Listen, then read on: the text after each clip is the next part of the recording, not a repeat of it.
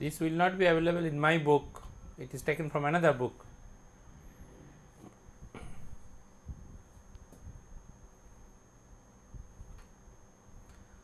Okay, so today's topic is manipulator design. As per the feedback, I promised you that if I get some time, I will include this topic. So, since I have finished the dynamics in 3 classes instead of 4 classes, I made it little simpler for you. So, I thought let us utilize the time for design, and also the dynamics had a lot of equations. So, I thought let us have a break from equations for some time, 1 or 2 days, to discuss some different aspects. So, today's topic is manipulator design. Here are certain announcements.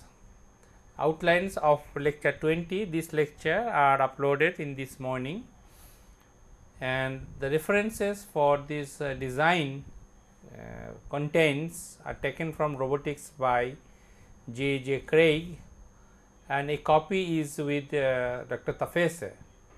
At the beginning, I have sent 2 books, one from my copy and one for this Craig.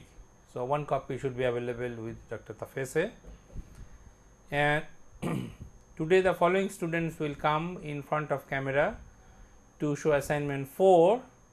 If you remember, assignment 4 was the verification of Jacobian from statics. So, please note down the name. So, these 6 students will come little early, because in the last class we had a couple of questions also. So, I thought of having a break little early, so that we can have little more time for interactions. So, talking about review of our last lecture, we discussed about Newton-Euler recursive algorithm, and the recursive meaning I told you, find out the velocity and acceleration from base to the outer links, and then finding out the reactions from the joint of the last link to the first link. Then we have seen examples with respect to one link, which is a pendulum, and then the 2 link revolute arm, and one assignment is given based on MATLAB programming, and that is due on I think 24th, if I remember correctly. So, today's outline is as follows. We will have introductions about different aspects of manipulator design. Then we will see what are the task requirements for a robot, so that we can look into the different design aspects. Then we will have kinematic configurations. This already we have studied in our first or second lecture, but here we will emphasize how they are important for the design. Then there is an important topic of measure of work space, right? Like we have several configurations, which configurations you should choose. So, if there is a measure of a workspace, then we know that which configurations out of 4 or 5 which are typically used will be better.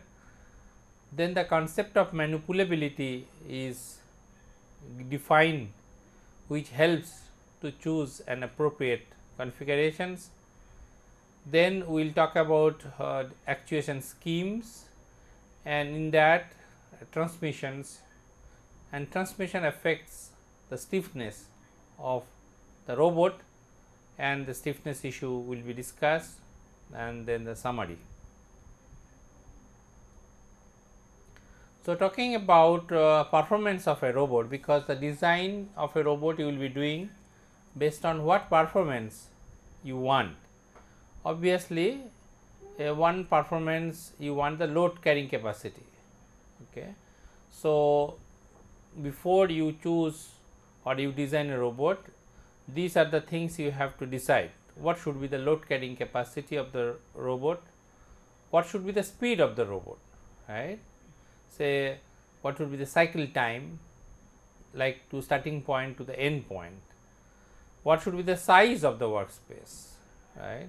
So, you want to do how many tasks or what is the task range, the size of the workspace.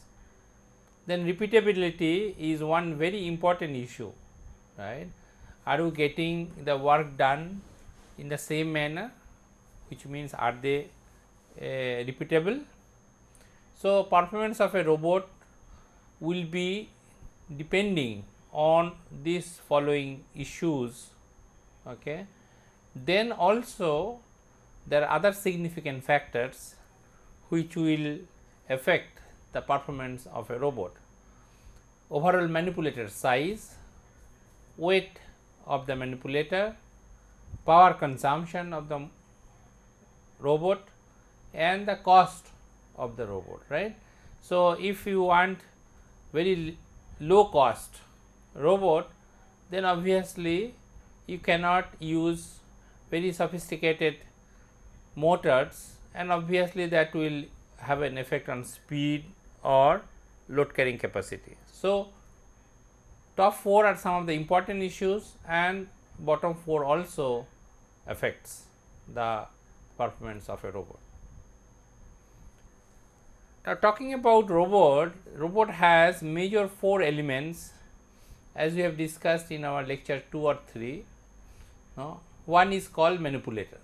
Okay. So, when we talk about design of a robot, we have to look at several elements of a robot. The first element is the manipulator. So, this is the one, and when we talk about design issues, we will be focusing on the manipulator. So, that is why I have written here, this will be studied here. Talking about manipulator, it is a mechanical structure which provides the motion. So, actuators, because manipulator links are driven by actuators. Actuators may require transmissions. Okay. Then also it has internal sensors like encoders at different joints, which will measure that how much a shaft has moved in a motor. Then we need an end effector. Actually, in our earlier lecture, we have included end effector also as a part of manipulator. Okay. Then we have external sensors. Here external sensor we mean to find out the position of the end effector. Maybe a vision system can be used to detect what is the end effector. Then finally, the controller. This is more on the electrical aspects, which we will not discuss here. So, for us in this lecture, maybe at the most another lecture, we will discuss about how a manipulator aspect. So, we will talk about actuator part and mainly the transmission part, and how they affect the performance of the manipulator. But like any other design, you have studied design subjects in your undergraduate, there is no hard and fast rule. So, it is difficult to specify hard and fast rules for this design. Okay. Because we know design is an iterative process. Okay. So, depending on the situation, depending on the constraints, we have to take decisions for the design. So, now talking about different task requirements. So, this is the beginning. If we want to design a robot, first what is the task it should perform? So, the first one is what should be the number of degrees of freedom, right. So, this number of degree of freedom robot should be such that it matches the number of degree of freedom required by the task. If you want to move an object on a plane, obviously we know it has 3 degree of freedom. So, we do not need a 6 degree of freedom robot for this. So, we can select 3 degree of freedom robot to move an object in a plane. So, that is this point should match the number of degree of freedom required by the task. Not all 6 degree of freedom may be required even for a special object. When we move an object in a space, we know it requires 6 degree of freedom. But some cases, for example, if you use axisymmetric tool, the grinding tool, then its orientation about its spinning axis is irrelevant, right. So, it is sufficient to have 5 degree of freedom robot. Similarly, if a workspace requires, if the workpiece is a cylinder, then also 5 degree of freedom. Let us look at this object. So, this object is axisymmetric, right, this glass is an axisymmetric. So, if I rotate this way or that way, this is irrelevant. Okay. If its purpose is to hold some water in it, so if I take it there, okay, whether I rotate it this way, this is relevant. So, the rotation about this axis is not important. So, a 5 degree of freedom robot will be sufficient. On the other hand, if this is assumed as a grinding tool, so grinding tool when it is grinding on my body here, right. So, this rotation is not important, only this one, maybe I want to grind it this way or this way. So, this is important. So, this rotation is not important. So, that way 5 degree of freedom robot will be sufficient. And in fact, large number of existing industrial robots which are used either for grinding or for spot welding or for spraying cylindrical object. So, it can be observed that large number of existing industrial robots has 5 degree of freedom. So, that way I can reduce the cost of the robot. Now, in another application, the placement of components in a circuit board, right. So, that requires 4 degree of freedom. So, look at this one now. Suppose if this is my circuit board and I want to place ICs, integrated circuits. Okay. So, since this is a planar motion, whether I want to place if I want to place my IC in this orientation or that orientation, right. So, this is one orientation and moving in a xy plane. So, I require 3, only thing I require is up and down. So, I go up, I move, rotate whatever way I like and then bring it down. So, 3 for orienting and positioning an object in a plane, 3 degrees of freedom, and up and down another 4th degree of freedom. So, if I want to place an object on a circuit board, 4 degrees of freedom are sufficient. So, that is the thing it is written, placement of component in a circuit board needs 4 degree of freedom. And sometimes if you have a robot, if you want to design a robot to simplify its design, you can have less than 6 degree of freedom robot which can perform 6 degree of freedom task with active positioning device. Now, what it is? Let us look at my hand again. Suppose this is the object, I want to do something on it and this is my robot. If my robot has 3 degrees of freedom, then I can position it and then with the help of an active positioning device I can orient it, okay, and then I can do the job on this thing, right. So, my left hand is an active positioning device which can orient the object maybe, right, and this can do the positioning to do the say welding. So, this may have 3 degrees of freedom, this the left one can have 3 degrees of freedom. So, together they do the job of a 6 degree of freedom task requirement. if this has a 4 degrees of freedom, this can have 2 degrees of freedom, and I can still have 6 degree of freedom operation done. So, this is the one I have stated. So, less than 6 degree of freedom robot can also perform 6 degree of task with active positioning device. Now, looking at these statements of what are the degrees of freedom you require, this depends on your decision, right. Now, this decision can be guided along what are the materials available, what are the expertise available, what are the workspace available. Workspace means in the work area, what is the space available, and so on and so forth. So, this is not a simple task, it requires a decision, just like any decision, like whether you want to come to teaching, whether you want to go for job, right. So, etc., etc. So, first thing is decide the number of degrees of freedom of the robot. Once you have decided the number of degree of freedom of the robot, now you need to find out that what is its workspace, or what is the workspace you require, because you have not decided the length of the robots yet, or length of the links yet. So, what is the workspace you require? The manipulator, this workspace will depend on the how manipulator has to reach a number of work pieces.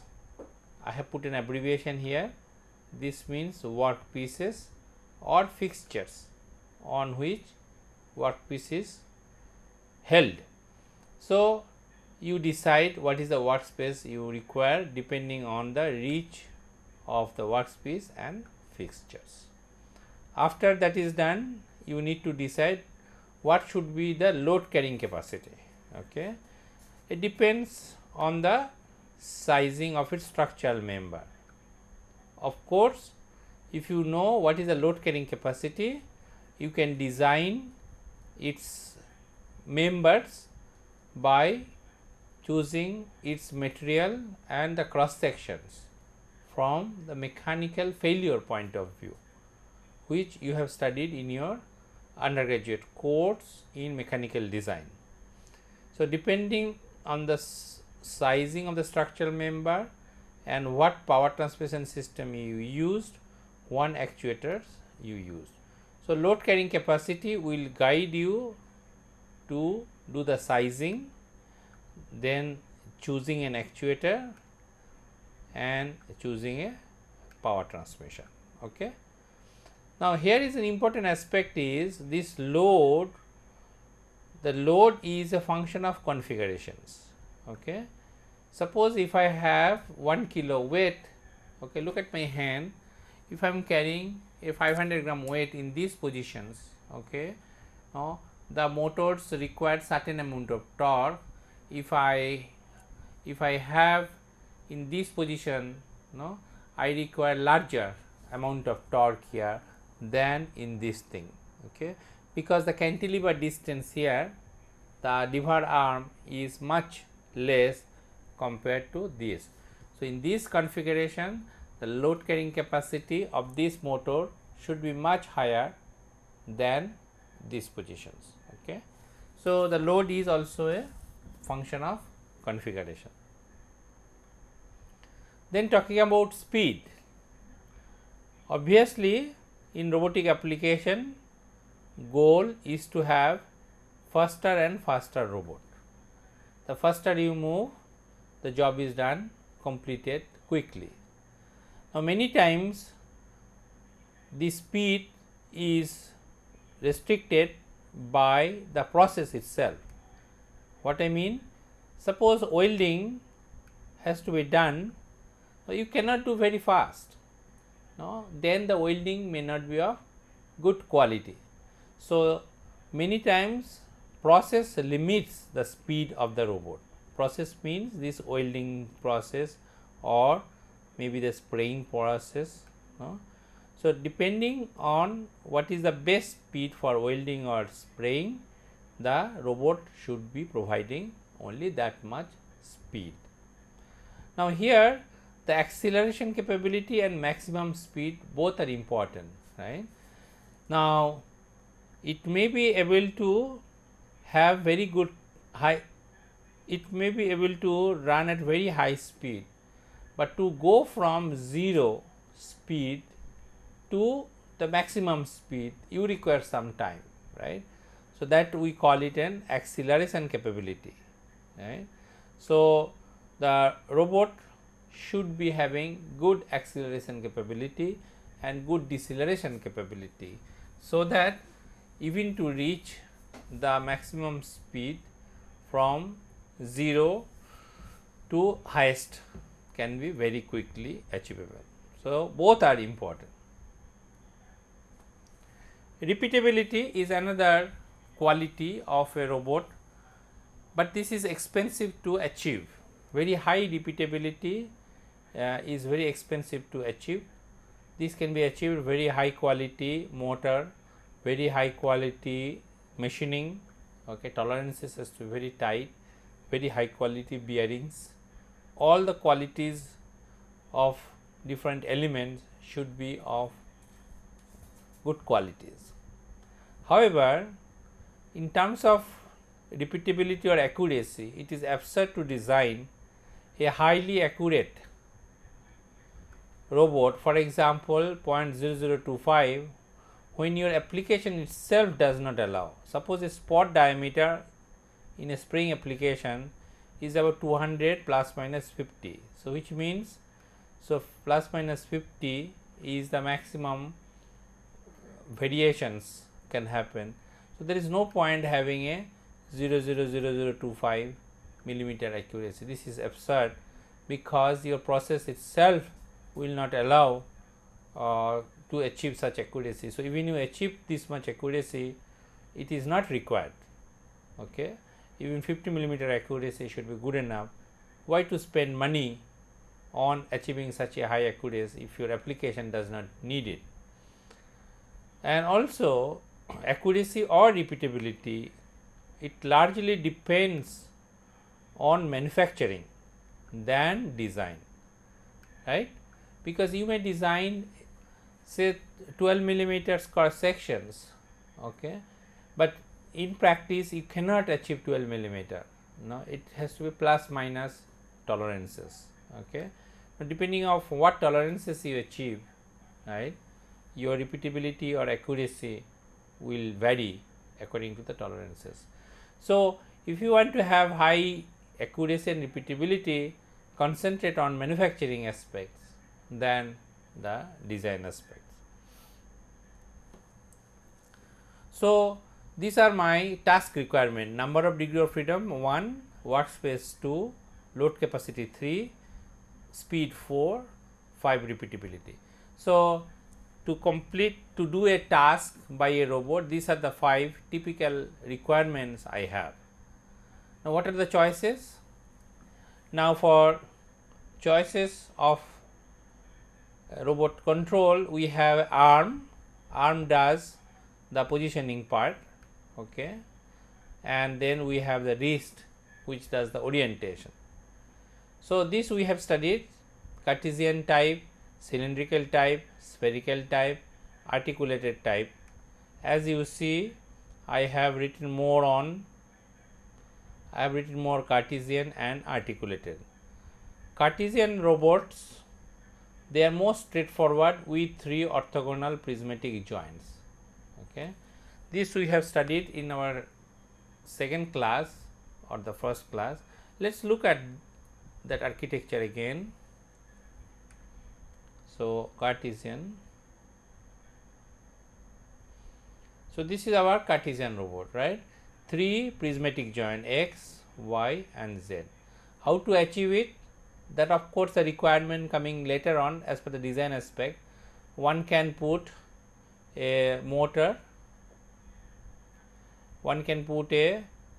here, okay, connect with a lead screw, okay, and you achieve x. You can put a motor here and connect a lead screw, you achieve the y motion. You put a motor here and I connect a lead screw, you can achieve the z. Or you can have a pneumatic pump here, okay, and then it will be sliding back and forth. Okay. So, 3 prismatic joints at orthogonal, like this is x, perpendicular to it is y, and perpendicular to both is z. Okay. And obviously this has a rectangular workspace, okay, that we have studied earlier. So, most straightforward with 3 orthogonal prismatic joints, they are very stiff because of their structures, and for that reason very large robots which are called gantry can be built. To remember what is gantry, this is a gantry robot, right, which is hanged from the roof.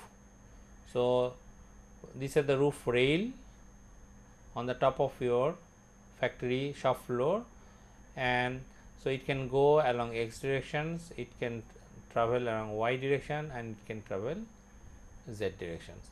Again, to achieve x, you may have a motor on a wheel, and this like a rail, it will travel on this. I have a wheel on a rail driven by a motor, so this can be achieved like, and this can be like a ball screw or pneumatics. So, just comparing the previous diagram and this diagram, you can achieve x axis in a little different manner here with a motor and wheel traveling on a rail, and in the previous one I said motor with a lead screw. So, we can have very large, and they are decoupled. Decoupled means, you see, they are all perpendicular to each other, and it does not have any singularity. This is very important one. We talked about a singularity. Here no singularity means within the workspace no singularity. Of course, if you want to reach outside this workspace, that is not possible, that is called boundary singularity. Here no singularity means no singularity within workspace, whereas articulated robot has a singularity within workspace. However, this has a disadvantage. Now, the feeders and fixture must be within the robot. What does it mean? Let us look at the diagram again. So, the fixture and workpiece should be within this robot, because this robot creates this much workspace. Okay. So, everything should be within this much. You cannot put workpiece at this zone, you have to put in front of the machine only. So, this is one of the big disadvantage, whereas in case of articulated robot, we will see you can place it behind the robot also. So, then we have 2 other simple configuration, cylindrical. Okay. So, this is a cylindrical. Now, we have studied cylindrical. It has one prismatic, one revolute joint. It has one revolute joint here and 2 prismatic joint, and we will create this kind of workspace. Okay. Then we have spherical one. So, one can choose the spherical one, and then this is the finally the articulated one. So, it has more or less like a spherical workspace, but it has singularities inside the workspace, which sometimes is dangerous because the motors may burn at those singular configurations. So, the articulated one, the least intrusion of the manipulator structure into the workspace.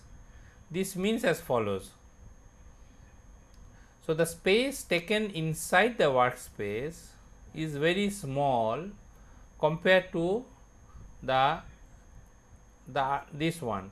You see, for this Cartesian robot, this is the workspace, all other behind it cannot be reached. So, this robot occupies a large amount of the space, providing a little for its functions. whereas here you have a very large area available to do the task, whereas it sits little inside it. So, requires less overall structure, and because of which it is less expensive, and that is why even in your laboratory, your FMS cell, if you go there, your robot is of articulated, and most of the videos which I have shown you or which you might have seen used in industry are of articulated in nature. Now, a SCADA is another type which is used for assembling of circuit boards. No, this is a SCADA. This has 4. In this case, I am showing only 2 degrees of freedom and 3 degrees of freedom. It has theta, it has phi, and it has z. And if you want to include another one, if orientation is required, then you can have another one. So, 3 degree of freedom planar along with the 4th one, but SCADA having a 3 degree of freedom 1, 2 and 3rd. Some SCADA has 4 degree of freedom, as I have shown in some of the videos earlier. What is the meaning of SCADA? Selectively compliant assembly robot arm, and sometimes it is 10 times faster than the articulated robot. So, in many assembly operations of printed circuit boards, this kind of robots are used. Now, for orientation purposes, we use a wrist or what we call end of arm tooling. That means, at the end of the arm we use a welding gun or a spray painter for this thing. Some of the configuration which we have studied earlier, let us have a look. So, this is a simple gripping mechanism with the help of a pneumatic cylinder, and here you have a rack and here you have a pinion. So, as the rack is moved back and forth with the help of a pneumatic cylinder, these 2 jaws opens up and closes. And if you note here at this junction, this is a 4-bar mechanism. So, here it is a 4-bar parallelogram mechanism here, and then here is a 4-bar parallelogram mechanism there. So, we have pneumatic cylinder here, then there is a rack here, and then there is a pinion here, and then the 4-bar mechanism. This is the right hand side. You have a 3 finger wrist, 3 finger hand. Okay, you have 3 finger hand here. Okay, consisting of almost looks like a robot arm. If you see, look at this junction here. So, this is like a articulated arm. So, this is a vertical revolute axis, this is a horizontal revolute axis, this is another horizontal revolute axis. So, each finger appears like a small robot arm, and then another one and another one. So, each finger looks like a small robot arm working together. So, a hand is nothing but a cooperative robot arm movement. Okay. You want to see other types? No. So, this is the other pneumatic cylinder based different gripping system. This is open, this is open here, closed here. No, this is another type, this is so these are different types which we have studied during our chapter 2. Now, as we have seen during our kinematic studies, that most of the industrial robots or almost all of the industrial robots have wrist partisan orthogonal axis. Okay. They are wrist partisan means you can control the position separately than the the wrist. So, that is why we call it wrist partition. So, again to remind you, our hand is also a wrist partition. Look at my hand. So, one axis revolute joint, second axis revolute joint and third axis revolute joint, they intersect at a point here. So, this is a wrist, whereas this motion is one, and then this is another one, and this is another one. So, 1, 2, 3. So, that makes this arm, and then 1, 2 and 3, that makes the wrist. So, I can position this point separate without thinking about the wrist part, and then later on the orientation part I can do it separately, as we have studied during our kinematic analysis, particularly inverse kinematics. So, now you have seen that okay, for a particular task what are the configuration you want to choose depending on again the cost, the speed, etc. So many different parameters coming into pictures. Okay. So, once you have chosen certain types, for some of the performances we can have some measurement. So, this is one of such measurement, that workspace measure and workspace quality. Suppose if you have chosen a articulated one or a Cartesian one, how do you decide that this is a good for your application or not? So, you have a workspace requirement based on which you want to choose either a Cartesian or articulated one, right. This measure which I am going to explain helps you to decide which one will be better one. So, some designer noticed, look at the slide, some designer noticed that it requires more space, it requires more material to design a Cartesian robot than an articulated one for similar workspace volume. So, now we want to quantify it and see why this requires more material. So, for that purpose we define this parameter. First is the length sum. What is the meaning of length sum? The length sum in our DH parameters we had two lengths, one is the link length and another is the joint offset. So, we will do sum of all those lengths. This will tell you the rough measure of the length of the complete linkage. Complete linkage means here the robot arm. Okay. So, we will calculate this. After we calculate this, we will define structural lengths index. This will tell us the relative amount of linkage required by different configuration to generate same volume. Here different configuration I mean Cartesian configuration, articulated configuration, cylindrical configuration, spherical configurations or Scala configurations. Okay. Let us now define in terms of those lengths. So, length sum here I have given length sum is the sum of AI BI. You remember AI was the link length, that means common normal between two Z axis. BI is the offset along Z between two x axis.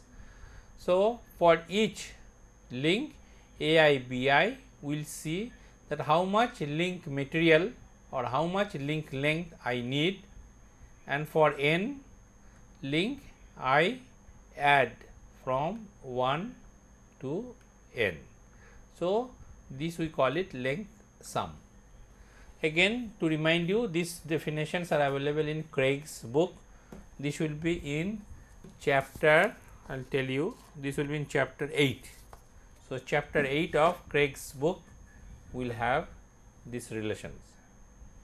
Then we define structural length index. Okay. Structural length index is QL, defined as L over cube root of W. W is the workspace. Okay. So, that will tell me that how much material will be required to obtain that particular design. Now, let us see for a 3 degree of freedom robot arm, Cartesian robot arm, the structural length index will be 3, okay, whereas the articulated robot arm, the length index will be 0.62. What does it mean? Now, Cartesian robot will require more material to obtain a particular workspace, okay, compared to the articulated robot arm. You must be wondering how this is possible. Let us come to this paper. I will show you how for Cartesian robot it is done. Suppose for Cartesian robot I have this motion along x, and then this is y, and then this direction, say this is z. Okay. Now, assuming that travel for each prismatic joint is given by certain variable, say b travel range for all prismatic joint. Okay. So, L will be summation over 1 2 3